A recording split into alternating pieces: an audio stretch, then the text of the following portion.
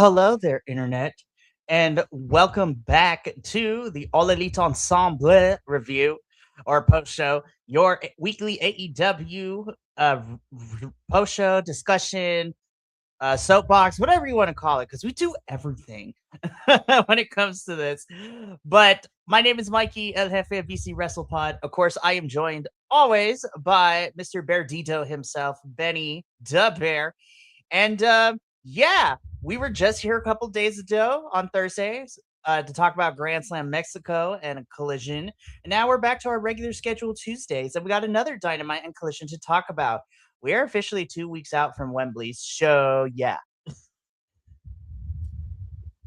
Oh, we are on the road to Wembley. I don't really like saying it like that. We're moving down the tracks towards Wembley. I don't know. Greetings and salutations. Let's rock and roll. 100%. And I'm just gonna put this disclaimer out there. We love AEW. We truly do. However, we are going to talk about some things that we have questions on and we want to see better for certain things happening going into Wembley. Again, putting the disclaimer out there. If you disagree but would like to have a conversation with us, we welcome it. But if you're gonna be a dick, you're gonna get blocked. I'm just putting it out there right now. Please don't be a dick because please don't. Because we want to have open conversations with y'all. And honestly, not to pull the curtain back a little bit, but that's how Betty and I met. We had multiple discussions about wrestling prior to him coming on and being a host for us. And he's cool. He's good peeps. He knows his stuff. Be like Benny. Don't be a dick. We try. Yes, but don't be a dick. Like, don't be a dick. That is the message of this episode. Hashtag don't be a dick. Alrighty, I've taken enough of the airtime. I just want to jump into it. If you've been watching us long enough, y'all already know all the shenanigans, the social medias, all that. Let's get into this. So we are back once again, just covering regular Dynamite after Grand Slam Mexico from our Thursday show last week, and we have lots to discuss. Now, Las Vegas. I'm only going to say this here, and I'm not going to bring it up too much again. Um, like you on the list. We're gonna have to rethink some things. You were okay for some of this, but I was just like, I know the Palms is not the most ideal venue, trust me, but y'all were weird this episode. I'm sorry, y'all were weird for Dynamite and Collision.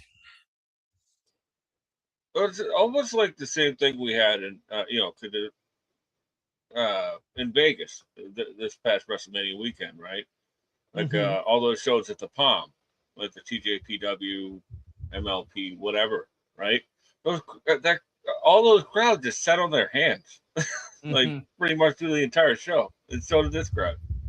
Yeah, I don't know, Vegas. Like usually, you could do pretty good. I have seen you do pretty good, but not this night, and I was a little sad for y'all because you got some fun stuff. But that's all I'll say to this. But let's get into it. We kick Dynamite off, of course, by hearing from Mr. Will Ospreay himself. This is a very lengthy segment. A lot of things went down. So to kind of condense it, and then we'll just talk about it.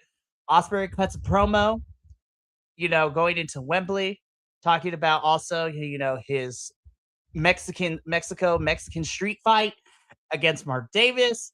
Then Don Callis showed his bald head in this. He and Will go back and forth. Very lengthful promo from Don Callis. Don Callis family attacks. The numbers are too much for Will. Kenneth Omega comes in for the save. Kenneth Omega cuts a promo on Will. And then that is how this opening segment went. I was like, this was a lot of moving parts for like a 15, 20-minute segment that could have been cut down to 10, maybe. Yeah, definitely. But I liked the majority of this because um, you know bless Osprey. Like we all know that well, I'm not going to know that, but like sometimes he words things weirdly, right? He like jumps around a lot because He's a little bit all over the place, and so does Omega, right? We But love we, we love Will Ospreay and his ADHD-ness, but yeah. like I'm here for it, right? That's what I like Will, you know. He's like a real person. Like he's like turned up, but whatever. One thing I really liked about this was the Don Callis segment was because Don Callis pretty much explained everything that happened in their first two matches, right? So like they had touched on it last week in the promo between Osprey and Omega, but this one was like, no, here's the whole story, like, and then of course Don Callis, being Don Callis, had to get send in his goons, and then apparently Rio had mailed Omega the steel pipe, and Omega ran out with the steel pipe and fought off the Don Callis family. Thank God Rio got the postage right. I have to agree with you. Like, this was a lengthy segment, but the promos were on point for sure. But I was just like, y'all, we gotta cut these down because as much as I am excited for the ultimate goal of this match at Wembley, we gotta cut some things. We gotta cut some things. I was just like, it's not the content that I'm mad at, but I don't know if I'm willing to sit through 15-minute promos that are kind of similar in coat of paint, if that makes sense. But I still love it. Right now, I'm still here for it. We're gonna see how I feel in the next 2 weeks as we get closer to Wembley. Be like, let's just get this over with. Yeah, I don't know. I like that. I like the fact that Omega was like little broing uh, Osprey as usual, you know, and Yeah. Osprey's just like, I'm having enough of you, man. See, I like it when Kenny leans into the nana nana boo boo type of heel nonsense that he does. Because it is, I was like, oh, you're really little brothering him, but it's not annoying, and I love you for it. Kenny seems to have more fun when he's going nana nana boo boo, like, too. Like, but again, I'm excited for this match nonetheless. But that is how we open things up, and we would have some interesting developments when it comes to Osprey come Collision that we're going to discuss. But right now, our first match to open up Dynamite officially is for the number 2 spot in the Casino Gauntlet match at All In. Of course, three-way dance between Maxwell Jacob Freeman, the speediest of balls, Speedball Mike Bailey, and of course, the love child of HBK and Mama Wayne, Mr. Nicholas Wayne. I know he's always on the losing end, but can I just say I love seeing Nick Wayne get TV time. Like, that's all I ever wanted, and I'm kind of happy that he's getting this TV time. I know he's always constantly on the losing end since getting this TV time, but honestly, I'm enjoying Nick Wayne. I have missed Nick Wayne on my television screen on AEW TV. Um, so realistically, this match was really between Speedball and Nick because MJF is still dealing with some lingering injuries. So MJF was kind of lurking about, but it also plays great into Max's character. He's going to be an opportunist and take advantage when need be. Speedball, I love you. The mullet was the downfall in this match. MJF's like, yoink. And I loved it. Max wins, so he will be entering at number 2 in the gauntlet match at All In, which means that him and Andrade are starting out the match in 2 weeks. But yeah, this was fun. This was a fun television match. I really enjoyed it. So those are my thoughts.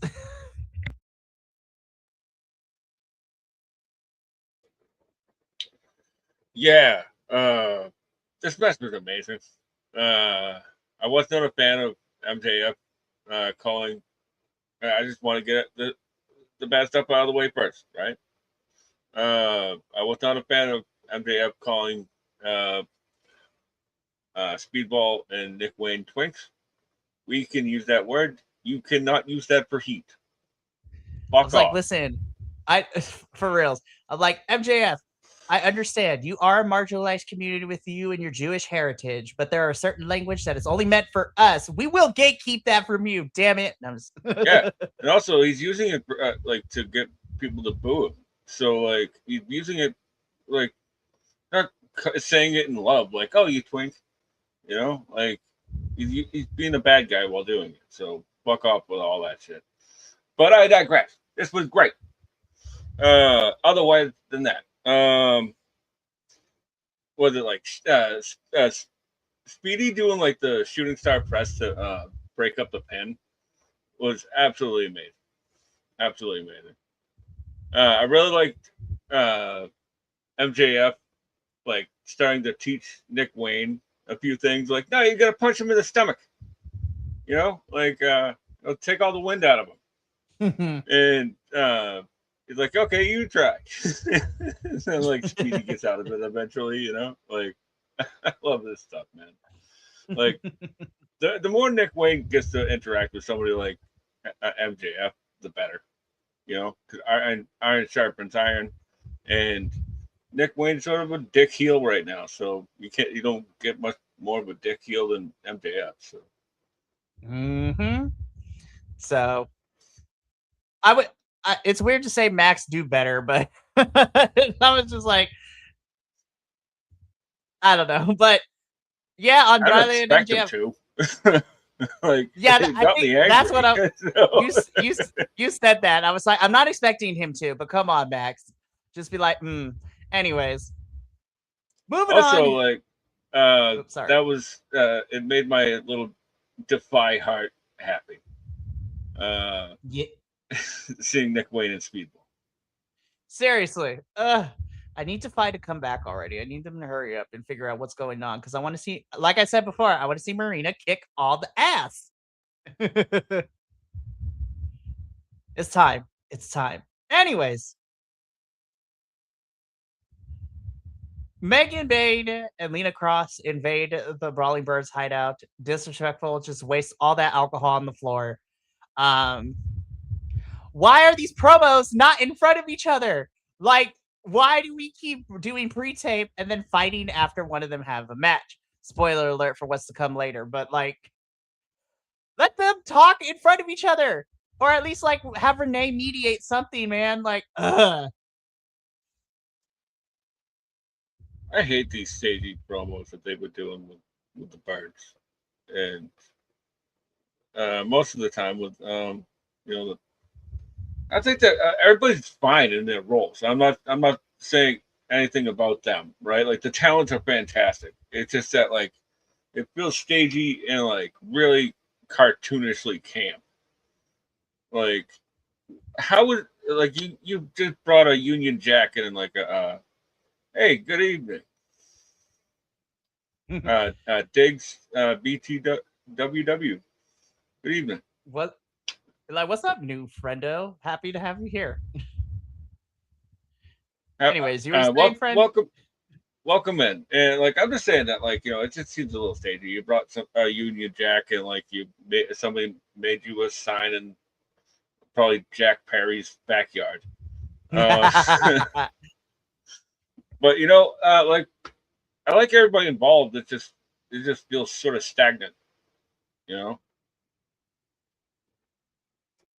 Like, there's not like the pay-per-view match should be like the climax of like the rising action into it. And I'm not saying that everything needs to be super in depth, but you got 2 weeks. And am I excited to see four like women just go swinging on each other at Wembley? Absolutely. But I just you're just like oh, I get no, I understand. I just want more. But like you said, I think you said it perfectly, Betty. Everyone's good in their roles, but it is just feeling stagnant. And again, I'm going to bring this point up a little bit later. But for now, we move on. Ah, ah, God. I have missed their chemistry in the ring against each other. That is all I have to say. Oh, you. Uh, you know, I think this is probably their best match that they've had together. Um, in AEW and AEW, but like, you know, I think like we might have put too much hype on this feud for because like they're just getting off the ground now, you know, and oh man, I can't wait to talk about that. Oh, what was it? Jay White calling Ace Austin Lord Large Quad, right? Like I was dying. now they're doing like the bad guys from Dodgeball, like. I love that they don't take themselves too seriously, but then when they Oh, get I in the love, ring, it's just bangers. yeah. Uh, the last thing I'll say about this one, I'll just keep it brief. That, as I said, this is probably the best match that they've had so far in AEW. But like, Jay White is probably the best counter wrestler I've ever seen in my life. Like, he's just amazing. Like, you can't take your eyes off him the entire time because he's always doing something and he's always up to something.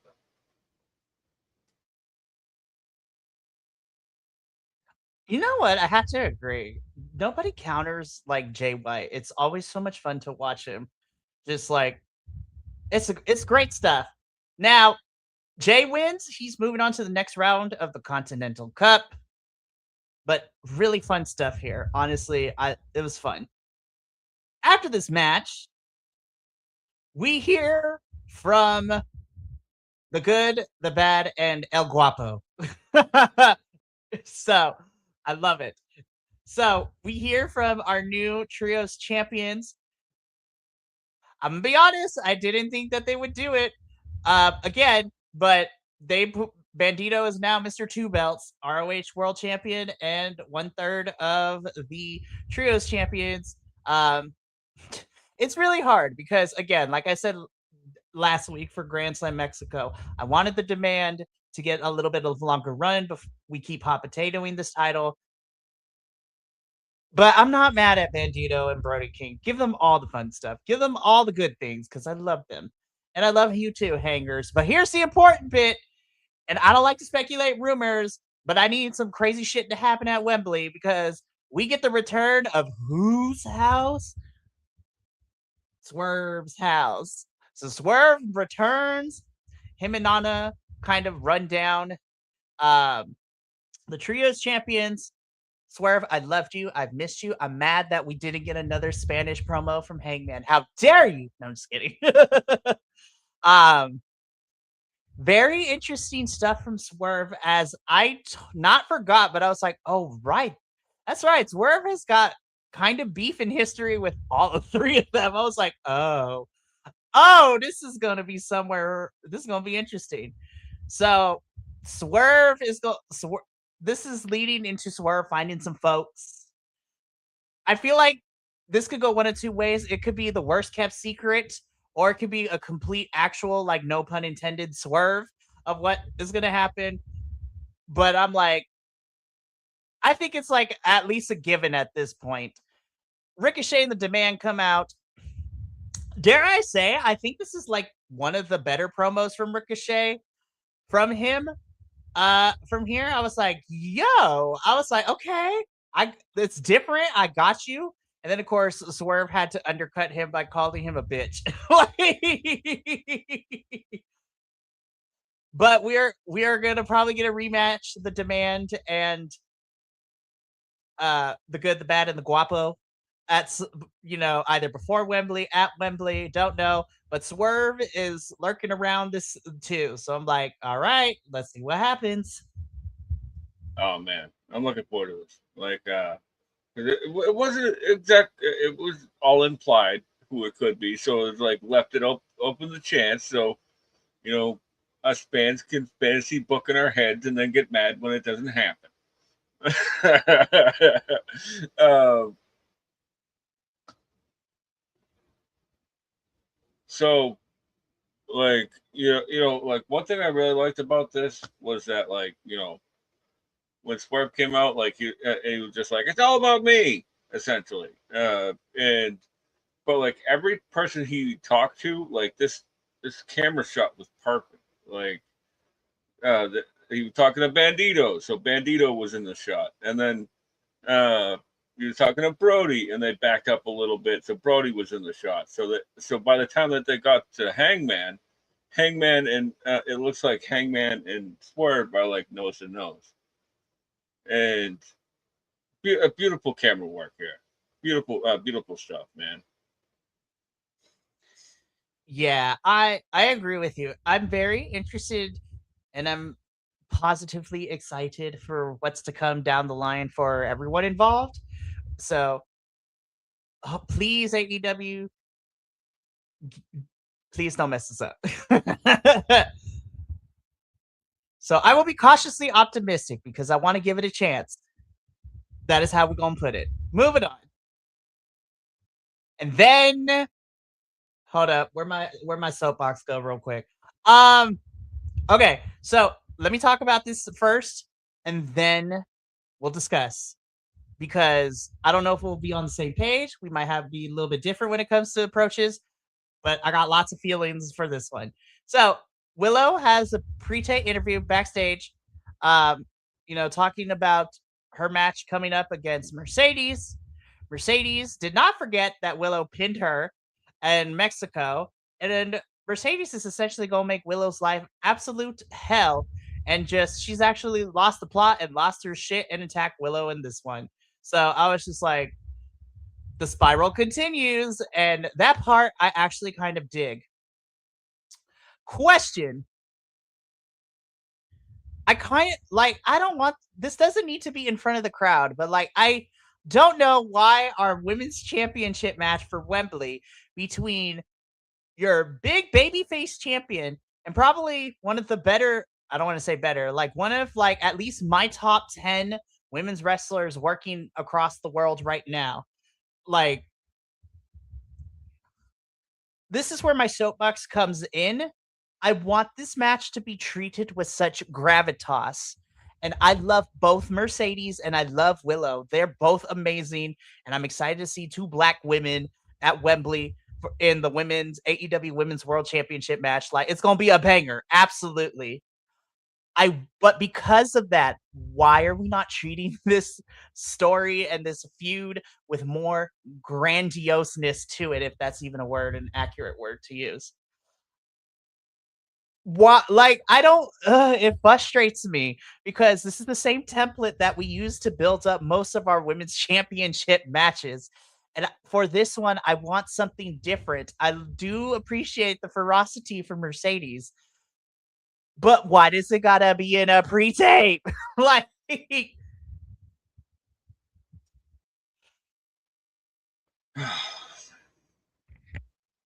Yeah, I'm not gonna add any more to that, except for her name is Mercedes. Get over yourself. You're a loser. oh my gosh, this is where the crowd absolutely made me mad too on a side tangent, right? I was like, you fully know, gosh darn well, you are at an AEW show. That ship has sailed, burnt, sunk to the bottom of the ocean. Like, we're moving past that, so has she. Move on. I was like, so that was just the icing on the cake of me getting super frustrated. I'm like, Vegas, you're fired. Get out. So If there ever was a chance to what chant the the crowd, that was it. be like, what are we doing, crowd? But also, what are we doing, Tony? Anyways, my soapbox is over. Thank you for coming to my TED Talk. I'll finish with this and then we'll move on. So as a final piece to this, I know that in the niche, our niche fandom of professional wrestling, it is very niche. And those who are fully invested into this or watch wholeheartedly, like we can all relate to a certain level of degree when it comes to our favorites, right? I'm an equal opportunist. I have so many wrestlers that I consider my favorites. And people are like, you can only have like one or two. No, there's like, I could have a whole entire army of wrestlers if I go right now because pro- professional wrestling is a spectrum. It gives me great matches, death defying moments. There are moments where I'll cry. There's moments where I'll laugh my tuchus off, if you will. like, and it's because I am so passionate, especially given the platform that we have here. Hello, we've been running this for so long, and we've run on the platform where everyone who is here talking about professional wrestling, we have people of color, people in marginalized and minority communities, different race, creed, sexual orientation, religious affiliations, all that good stuff. And I would like to see that represented more in my wrestling in 2026. So again, two black women are about to head to Wembley. This match is going to be a banger. Please treat it with that level of respect and grandiose to it is all I'm asking. But I'm done. We got more of the show to talk about, but those are my feelings. I second everything you said. I appreciate it, Fred. Alrighty, so let's keep this going. So, did I think Jericho was going to win? Actually, for the first time, no, I did not. There's before I would have been like, I don't know, man. There's always a slight possibility, but so far I'd be like, you know what? I actually can confidently say I don't think so. Um, I love you, Jet. Kevin Knight, I love you. Nice little filler tune-up match for Kevin Knight, as we all know that him and Darbs are about to hopefully go ham in 2 weeks. Yeah. You know, Jericho in this graphic, I feel like you think he's giving D'Artagnan, right, from the Three Musketeers, but like it's giving way more Don Quixote. Um, that's enough of that. But this match is fine. It wasn't egregious, and uh, the Jericho looked pretty great in this match. Like I'm gonna give him a compliment because he deserves it. You know, like he's one of my all time favorites anyway. So like it's hard. It's one of those hard things where like yeah, like you're a piece of shit, but you're also great. You know, like uh, but like yeah, he's looked great since he's come back, and like I'm digging this. Like he's doing like a cover band, or like he's playing his greatest hits, right? And I'm here for that because I lived through all that, so I'm here for it. You know, I've read all four of his books, so like I understand what's happening. You know, I No, understand the 100%. references. Yep. We'll talk afterwards because like I not to again not to peek behind the curtain too much and not to go on a side tangent, but I was just like I need to we need to talk music too. So, but we'll discuss that afterwards. TNT Championship, Jet retains. Figured he would. Darbs and Knight, 2 weeks. Falls count anywhere. It's about to go ham.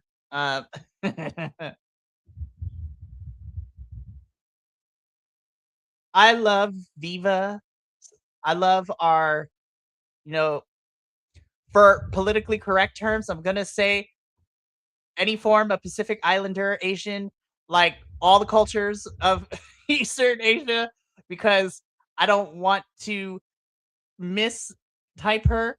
Um, I love our vampire though. I love her so damn much. And I love that her and Chris fought because I actually really enjoy their chemistry together.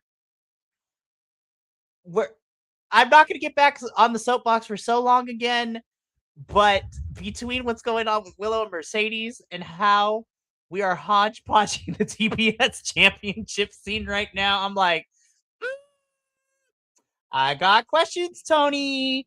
This match was fun though, so I don't want to take that away from them because this was I like this. I like both of them. Wasn't expecting it to go super long. It was to get Chris this win, but I love both of them. Yeah, when Viva Van has like a preloaded entrance, like it's like, well, this is gonna go in like 3 or 4 minutes, and but like I love Viva Van, like that rolling heel kick that she does, chef's kiss, right? And Stat is always great, like, and she got promo time after this, which was nice. I didn't really need to know that Noelle Foley was also in the crowd again, but Nick, it's I love nice that to see Noelle, I guess. But what I are was we like, doing? I know you're a girl dad, and I can't really say I understand it, but I could kind of get it. But I agree with you. We did not need to know that your daughter was in the crowd again. Hey, look, another woman. My daughter. My daughter's a woman. What are we doing? Listen, I love you, Mick, but God. I love you, Mick Foley. I truly do. You are an icon, a legend, and always on the right side of history. Or at least recently, you're on the right side of history. Like, you are here for us, and I love that. But however, comma. Yeah. They got to figure out what they're doing. Like, put them on commentary at least, or maybe, I don't know, do something. I don't know what it is. You know what? I know Renee can't do it all, but like Renee and Mick is actually a really fun team when they do like the pre-show for the pay-per-views. Yeah. Like I love that. They work very well together. And I'm like I said, I don't want to put more work on Renee, but Renee is the best we got. Like in the best way. She's like one of my favorite backstage players across any promotion right now. Oh yeah. She's literally like morphed into this generation's like Mean Gene. Like she didn't give any guff. Like she asks the hard headed questions. Like what's wrong with you or whatever. For real. But we've seen her do it during pandemic with her podcast. Like, and we know she got that journalism background too. Like, yeah. Renee, you would never see this, but I want you to know you are it, girl, and me and Benny love you. Like, yeah. That Renee, she's good. Wink, wink. Nudge, nudge. Help Mick Foley out because we want him to do great too. No, I love Mick, man. I really do. But I agree with you, Benny. We got to figure out something with him to figure this out. So, anywho, moving on. So this was kind of a loaded into because we got the promo from Chris. We find out there's going to be a fatal 4-way tomorrow night on Dynamite for Maya World's TBS Championship that involves her, the CMLL Women's World Champion Persephone, Hikaru Shida, and Chris. So we have those four. And then here we got a repeat of a tag team match that happened literally on Collision last week, but we substitute Hyann for Thunder Rosa, the women's Mexican national champion, might I add too. Again, Thunder, I love you. But this dancing is crunchy, but I kind of like it. I was like, if that's going to be your thing now, crunchy dancing, I'm kind of here for it, girl. Again, I don't have a lot to say about this match. The point, our show from last Thursday is exactly how I feel about this. It's 3 out of the 4 of the same players. It was fine enough. I do like that Persephone and Shida could not coexist in this one. It just makes me mad because the promo we got on the social medias was so much better of a build and a lead into what we're getting tomorrow night than what we saw afterwards. But it is what it is at this point. We copy and pasted, but this time Maya and Thunder are victorious. Chris comes in for the save afterwards, and we get a fatal 4-way next week. So I'm like, okay. This was fun. I like Percy and Sheeta. I like their banter back and forth. I like them a lot. I like everybody involved. Like I just wasn't. This wasn't for me. I guess. And that is okay. Because, It's like I none of their own fault. But why should I care? Like, there's no build here. Like, it's just you all are no, gonna I fight until something boils over, and then you'll put a title on the line. and I'm not saying you're wrong because I actually 100% agree with you too. I was just like, I literally saw this match last week. I'm like, I could do without it, to be honest. I love them, but honestly, I could do without this match too.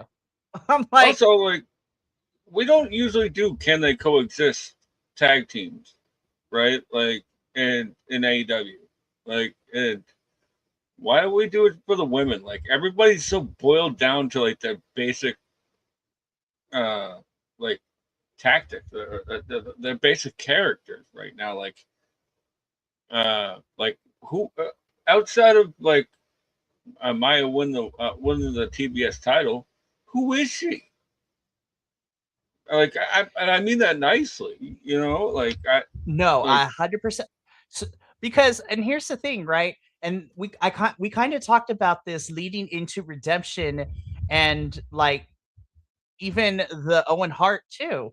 Like, God bless Maya, because I can't imagine having all that happen in your own life. Like, her brother dying, and just like you're like so close to everything, and just the amount of, and even coming in to still wrestle and do your job despite not really grieving about it. Because I was just like, that takes a certain level of strength that I may or may not be able to have. I can't say because I haven't been in that situation yet, so I don't want to compare.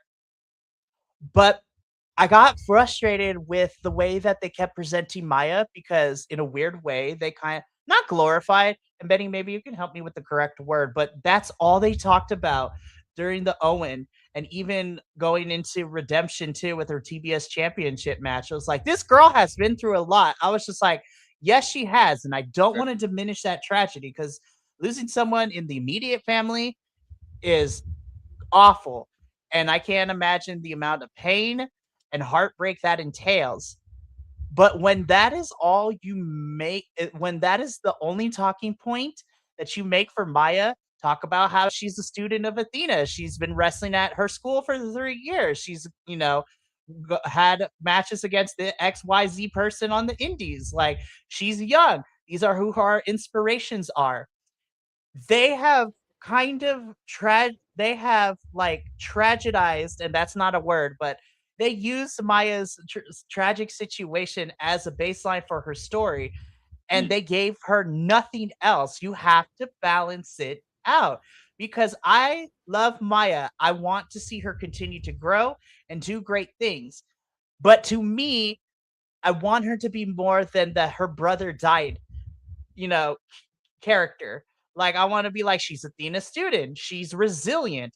She has aspirations. These are the people she looks up to. Give me more of the personal Maya, not the wrestler. I want to know her more intimately, while respecting boundaries. But we got to talk about the C3 more. You know, so everybody's boiled down. Everybody else is boiled down to basic uh, characters. You know, like Thunder. This is probably Thunder's first match in like AEW in like A a while. while, right? So like, and they're just like, oh yeah, she's down in CMLL. She's like the women's champion down there. Like, it's like she's also here, you know. Like, Guys, like, talk about how she's a former women's champion. And like, I don't know what the whole situation is, but we steered away from, she knows how to have hardcore matches, like her versus Britt Baker. I was just like, I don't know what's going on with oh that yeah, whole the thing. Tiana one was great too. Yeah, the Tiana. Deanna match was there. She's Thunder has had really great opponents in matches and feuds, but like, commentary has not is not doing a good job enough for me. Yeah, commentary. We're gonna get there in a few minutes. Actually, put over something that was pretty great later on. So Just not the women, but okay. Sorry, I don't want to be petty Betty, but we'll keep it pushing because I don't want to be here all night because that's not fair to you. Anyways, let's keep going. Darves, I love you. I truly do. These promos are fine. I do appreciate that you are not that you were proud of your championship run, and so were we. Honestly, your championship run this year was so much fun, and it showed that you don't have to have a 4-year reign and traumatize me of running through a roster like 10 times. Anywho, Athena. well, here's the thing. Like, Athena's starting to get there. And again, he's not in this promotion, but I have PTSD from Roman Reigns. That is my all-time offender. 4+ years running through every man on that roster like 4 or 5 times. I was just like, but Athena's getting there too. I was like, she could drop the title now. She has nothing left to prove. Put her on AEW television like permanently, but they haven't built anybody else up in ROH. So, anyways. Yeah, this I could see how Darby dropped out of film school. Like, you know, that was just a joke. But I like Darby. I know it was, but damn, I was trying not to laugh so hard. I was like, oh my God, that is brilliant. The thing is, right? We're gonna sound like we're bitching a lot tonight, but like, there wasn't enough of a break between when he got like at Double or Nothing and when he came back like a month later, and then like he came back to the same feud, and like the same feud, by the way, has not been playing out on television. It has been playing out in these awful vignettes of Darby rambling in front of trains and like in back alleys. Like, I don't know what's happening. Like, there's no story here. Like, but you know what? Stephen Borden Jr. was named on television this week for the first time ever. So there's something in there. I guess, but I'm like, there is so much they could have done, honestly. So I still think that we should have had Speedball and Kevin Knight feud all the way to Wembley because that is different and that has legs. But whatever. Yeah. That's what I mean. Like, why are we? Why did we go back to Darby and Jet so fast? Like, we could have or at least given us a triple threat. Like, we have with Speedball. You could have gone to Ciampa. Like, there's a whole bunch of people that could be lining up for that TNT title. but the former champion is like, oh my God, never mind.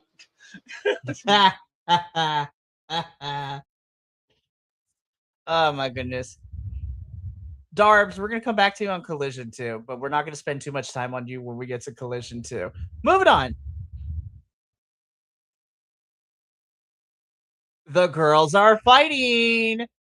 And actually, kind of, I agree with Kyle Fletcher's points. Don, I know you're supposed to be oblivious because this is your familia, this is your family, but there has to be a level of critical thinking and grounded reality when it comes to this. And we're talking about grown men who are wrestling in shorts and pants and oiled up bodies. Like, take it with that as you will. But Kyle Fletcher has points. He's just like, bro, what is happening? I know I said I wanted a triple threat, and I'm still excited for the triple threat. But we actually could have pivoted and it just be a one-on-one. I kind of feel bad for Takeshita because he was killing it in the G1 this month. But now we got 2 weeks left, and we're gonna shoehorn this poor kid back in. Yeah, to be honest with you, I think this should have played out on TV, like in the ring, like have like another proto Yeah, Proto Okada. That's what it was. I was saying it right the whole time.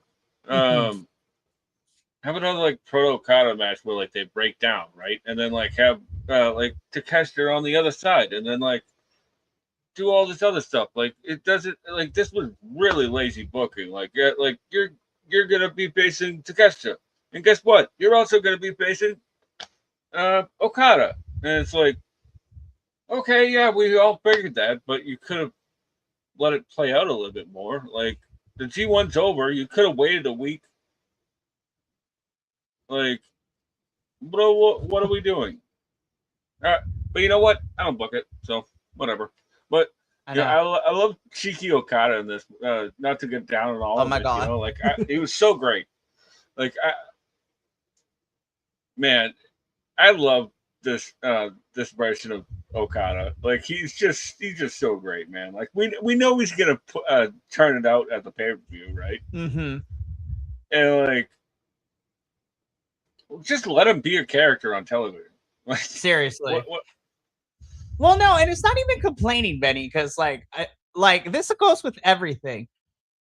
The wrestling itself is going to be an absolute banger. That's why I shell out money for these pay-per-views, because I know the wrestling in ring is going to be moi. It's going to be great. It's going to be fun. There might be one or two stinkers or some lulls, but AEW this year has been consistent of giving us really good pay-per-views and great pay-per-view matches. The wrestling is fantastic. Now it's time to even out the scales, is how I'm putting it now. Because the bangers are always going to be banging with these matches, but you run 2 weekly television programming, so we need to start. And ironic that we talked about Darby dropping out of film school, but you are two wrestling television programs that air on Wednesday and Saturday mostly.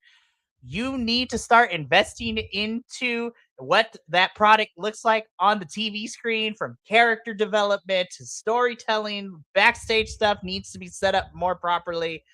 We are too far year into the tenure to go by the seat of our pants, guys. We are a legitimate company now.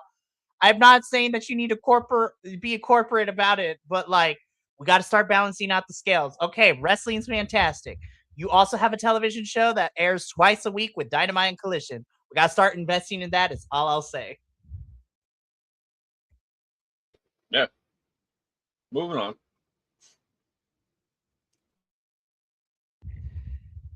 Uh, Moxley, I love you. Perry,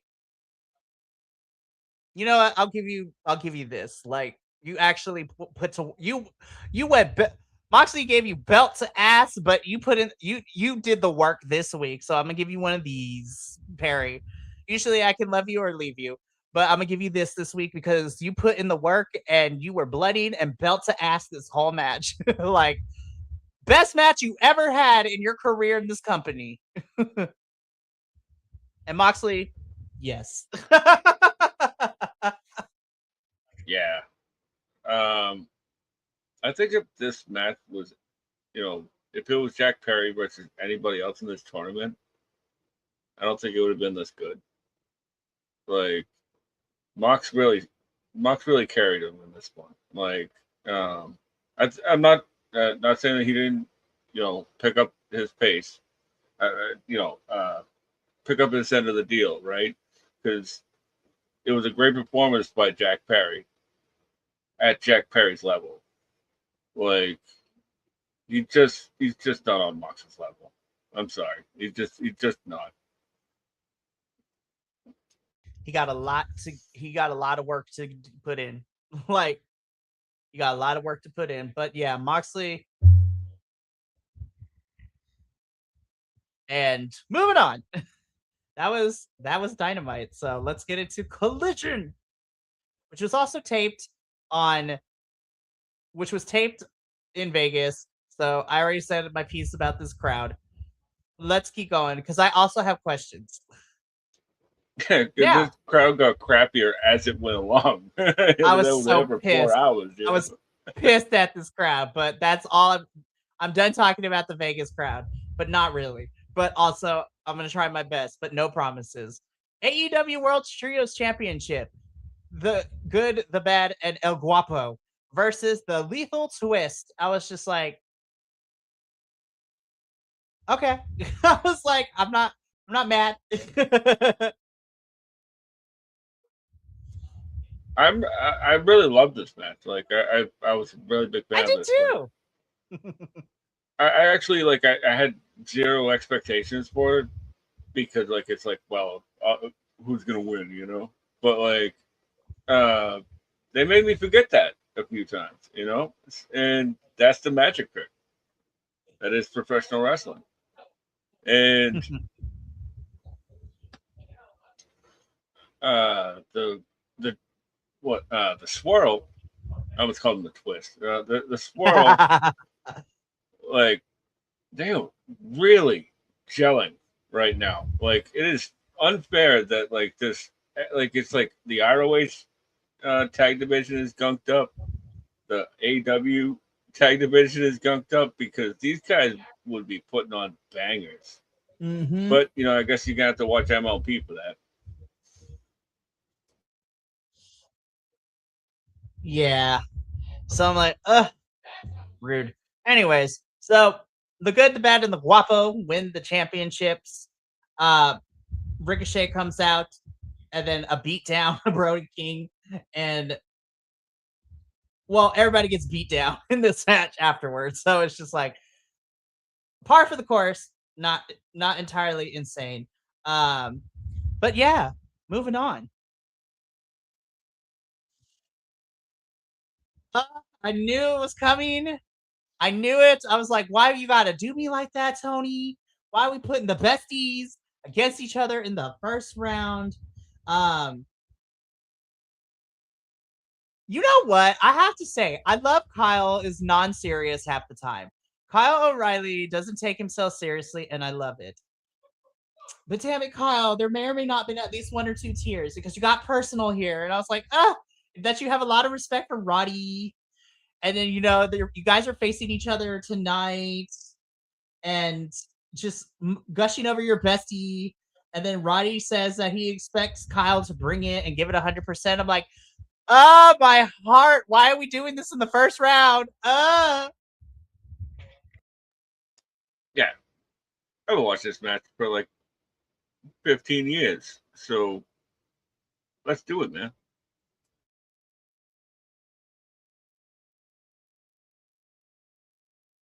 I was in for some heartbreak later. But I was excited. I was like, I've seen these guys fight all over. Doesn't mean I don't want, like, I still love them. Anyways, let's keep going. Now, I had to rewatch this match because of personal reasons. Um, I was just like,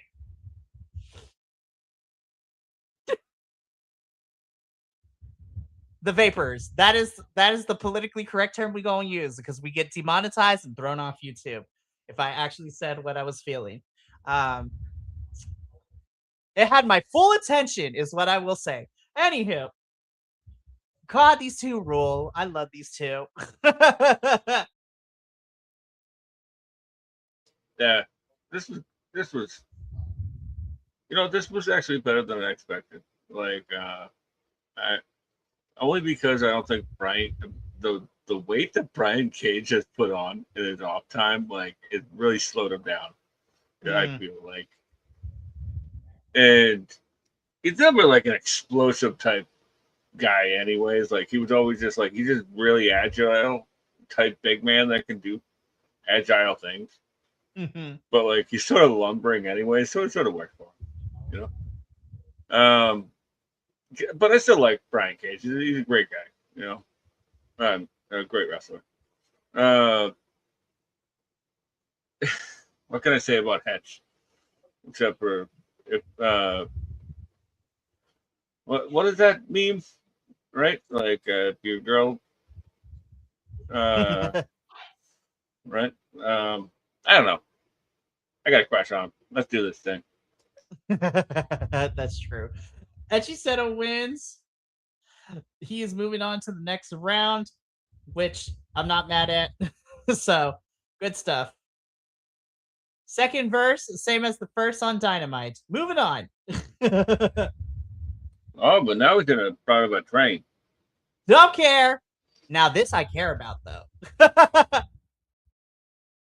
The Rascals are together in the clubhouse. Myron's like, I needed this win, y'all. I was feeling down. Thank you for setting up this match. Zach and Dez are just like, Myron, we hate to tell you this. We didn't set up this match. And then Leo comes in and is like, I set up this match. I needed partners and friends for this match. So here we are. I'm like, please keep these four together. Yes. Yeah. Hands down. This is probably one of my it's probably my match of the week, to be honest with you. Well, I take that back. We're gonna get to that. But I love this segment so much, like especially Myron just being like, oh, I know I don't trust you. Like, no way, man. We've been here before. Like you know. And I love it that like Leo can just fit in with anybody right now because it's just all about how the person reacts to Leo, you know? Literally, he's like an unofficial member of the conglomeration at this point after like kind of helping out during the cage match at Forbidden Door. I think he likes you. It's fine. It's fine. Oh man. I've always loved Leo Rush, so like this just really warmed my heart, you know, that he's found something like this. Oh, absolutely. We're gonna talk about their match a little bit later though, because right now the Divine Dominion is in action. It was just a squash match. Divine Dominion defeated Rochelle Riveter and Maserati. Hey, Maserati, I love you, girl. Happy to see you again. And then, of course, like I said earlier, to nobody's surprise, Brawling Birds attack them after the match. Megan avoids getting thrown through the table, though. I was just like, I'm not saying that there needs to be a crazy ass stipulation at Wembley, but a tables match, though. Just saying. Yeah. It should be a good old Donnybrook. Imagine that. It's that word that WWE just made up. You know, like but you know, this was fine. There was no hands on the other. It's just same old copy and paste. Divine Dominion. Look, I don't mean to be like complain about Divine Dominion like pretty much every week. You know, it's like it's almost like a reoccurring bit on this show at this point. But like they're not doing anything, and it's super boring. It's just when you stand up, you will bow down. Choke slam. Good night. Who are we fighting next? But like, that's all, folks. That's all she wrote. Yeah. I believe. That's all, folks. I love it. All right, let's keep going though.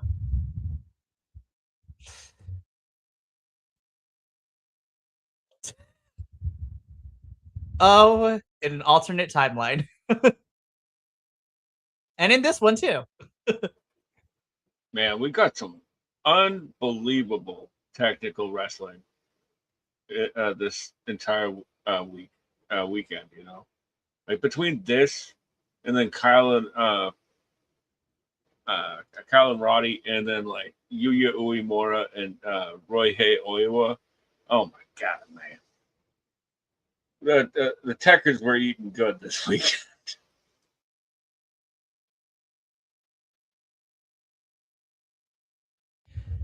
Again, in another universe, like, and in this timeline too, but like, yes, that's all I have to say. Yes. Nigel wins. He's moving on to the next round. But yes, absolutely. Yeah, this match went pretty much exactly as I expected. Like it was just like it started on the ground and then ended with just a quick roll up. Like there was some strikes exchanged and stuff like that. but like I was like, this one is just gonna be like just straight graps, because there's two older gents, but like they're both really great at mat-based wrestling. Oh, absolutely. I love them for it. Alrighty. But like I said, Nigel's moving on to the next round. So backstage, Osprey has got to make a tough phone call. He's got to call, and he knows that his United Empire brothers are not happy with him, especially his little brother Callum Newman. I was just like, oh, they're gonna beat his ass tomorrow night. They're gonna beat Will's ass, and I'm actually kind of here for it. Yeah, especially the way that United Empire has been operating for like the past like 3 months. Yeah, it's not going to end well for Osprey. But like, I'm glad we're actually getting back around to it. It doesn't have to play out before Wembley, but like it actually could like it gives Osprey like a little something to do afterwards too. But like I've always like I mentioned in the past that like like I think that this story was supposed to play out at like Dominion, but like injuries happen, and then G1s happen. So I'm glad we're getting back around to it before the big show. 100%.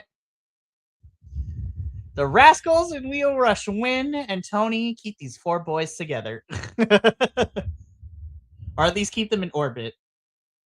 And I'm still pushing the agenda to put the trios belts on the Rascals, like actually. Yes. That is all. Yes, please. And find a third, possibly like Matt Sydal to put with the machine guns.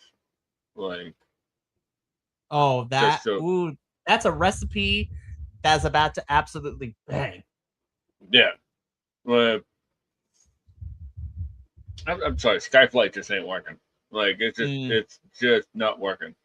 And for whatever reason it's still going. But like I love Scorpio Sky, but it might be time to mosey on down the road, Well, speaking of things that may or may not work, right? Right, yeah. Am I bummed? I was really intrigued by that proposition last week, and I'm still intrigued. I have no idea where this is going, but I'm so here for all of it.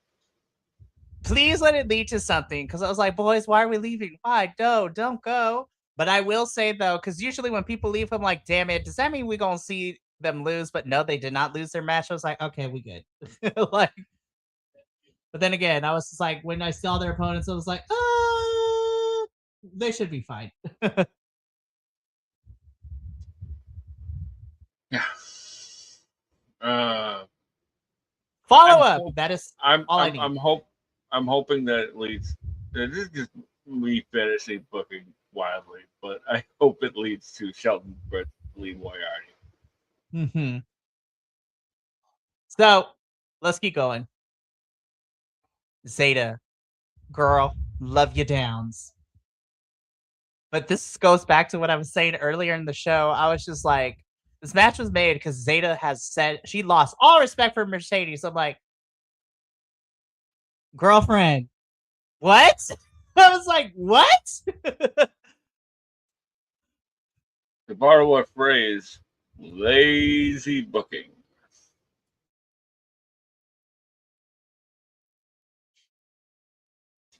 Sorry, I was leaving it there open for you, but no, it's okay. I'm just like trying to collect my thoughts and wrap my hand around it. But Zeta, girl, love you downs. But I was like, Mercedes and Zeta go back and forth. Well, not really, but kind of, but not really. Mercedes wins is the most important part. Yeah, this is like 80-20. Yeah. It's very much like 80-20. But like, Zeta's great, man, and she's only been wrestling for like 4 years, so it's incredible how fast she's come along. They're like those trips to stardom, and trips all over the U.S. or the indie scene have really helped. Hey, look at that! Reps help. I guess I don't know. Who knew? That's just what I hear. But well, the only thing I want to say about this one is that Paul White really had a great moment during the Mercedes and Willow interaction. I love a screaming giant. Like Paul White has this. I actually really enjoy him on commentary. I've actually really enjoyed him. I'm not gonna lie. Yeah, last week it was a little bit rough. It was like, Paul, I don't need a story time right now in the middle of this match. But like this week, he's like shortened it up, and it was really great. Like he was a great addition. Yeah. So Mercedes wins. She attacks not only Zeta, but she also attacks Christopher Daniels too. Willow comes out for the save for both of them, and yeah, just we pushing it along to Wembley. So I mean, I said all my piece on it. I like the last the outline on Willow there. Like I'm still smiling, bitch, and like. See, when they do, that's all I need. Just do it in the arena. But like, we don't need to do pre-tapes. But I digress. Moving on. Of course, this needs to be a little bit grayscale to give the fact that we try not to get demonetized for blood. But Swerve literally. So basically, this could be summed up as Perry needs to start fighting people like Moxley because iron sharpens iron. Swerve is just like, I see where you're going with it, but you haven't beaten me. You haven't been in the ring. You haven't been with killers like me. I was like, ooh. I'm like, but truth. The only thing I got out of this was like, we're really doing this, huh? We're really doing this. All right. You're gonna take me kicking and screaming, but like, we're doing this. Mm-hmm. I was like, all right, whatever. So moving on. Just I tee-heated hot this. Like, don't care. Yes, hands down. Yes. Just Kenny more of this, honestly. Kenny had one of the funniest lines he's ever said in this entire segment right here. Right? He's like, the Death Riders are the skid mark on the underwear that is my life. I was like, I was done. I was done. I was like, way to get graphic there, Kenneth. Thank you so much for that imagery. I literally had to pause it for a second because I was like dying laughing because I was just like, did a good old belly laugh out of that one. And again, just right now. And I like where this is going with Cope and Christian and Young Bucks. Because Cope was a little bit of a dick in this. He was. He's just like, yeah. Because okay, so basically, so when Cage and Cope come in, this could be boiled down to as like Cope is losing hope in the Young Bucks, and that they're not ready to face them at all in. I'm like, wow, you're kind of being a dick, but I'm kind of here for it.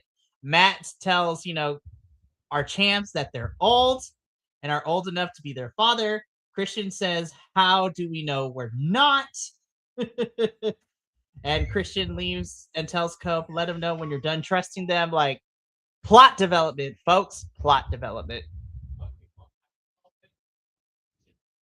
So, there it is. Moving on. My heart. But yes. Hands down, yes. Have I seen them fight multiple times before this? Yes. Do I care? No. Did I enjoy this? Yes, hell yes. Is that a question? Like, just they get double these. Yeah, There's nothing more I can say. Like, fight forever exists between these two. yeah. They actually said, I think the crowd started chanting "Fight Forever" during this one, and I was like, they have been like these two, like you know, and what else can I say? Like, like these are uh, what can I say about Roderick Strong, right? Like, it's ever a machine, and Kyle O'Reilly is ever the goofball, but once he gets serious, oh man, like watch out. Like there was a moment like I don't think this match went outside the ring, like it was all just like mat wrestling and striking, and like then it broke down to into bigger moves, but like no, literally the only thing I have on this match on my notes is what a maneuver. Like, that's it. Like, but I did like the Like, little wrinkle of Roddy getting mad at the end and pushing. frustrated, pushing him, and then they hugged it out. Hugged it out as best friends and lovers do. These two are wrestling soulmates, honestly, and I'm here for it. Like, yes. This was my favorite Collision match this week, and that was tough because we got some good graps on Collision this week. Like, I really love this Continental Cup. I was just like, I'm like, it's fun. I'm a little bit sad though because Mox and Jay White are fighting this week, and I'm like, no, that was my final. I was like, oh, why you gotta break my heart, Tony? Yeah, that was a lot of people's final, right? Like, and a lot, myself included, last week, I thought Jack Perry was going to knock Mox out in the first round, right? Mm-hmm. But maybe we had to wait a week. Well, we'll see what happens because, like I said, like, I mean, I'm still pretty sure Moxley's making it to Wembley, but again, I'm gonna be so for real because of we know a lot about Moxley. Moxley's not the type of person to throw a fit if he has to lose before to the finals. But from a business standpoint, putting Moxley on a pay per view is always going to guarantee views and like people want to buy it, right? But I don't know, man. I didn't think that they would like when we started the C2. I honestly didn't think they would have Eddie Kingston become the inaugural champion, and lo and behold, they did. So AEW can pleasantly surprise me, but I'm like, no, Fox and Jay was my final. But honestly, though, it's gonna be a good match, and I'm so excited nonetheless. Yeah, But and then it's actually I looked it up yesterday. It's actually their second ever, third ever singles match. They've only faced each other twice in a singles match. mm-hmm. So yeah, great main event, really fun Collision, and that brings us to the end of AEW. AEW. For all of you Spanish speakers out there. Anywho, like I said, we want things to be better. We love this for AEW. Like, just again, you have 2 television shows a week. Start investing in the television side of things. And like, I'm not saying you have to be fully scripted, but get people who know how to frame shots because the camera work is getting there. It's like, yes, the in-ring camera shots are glorious. Now let's do the camera shots for the backstage stuff.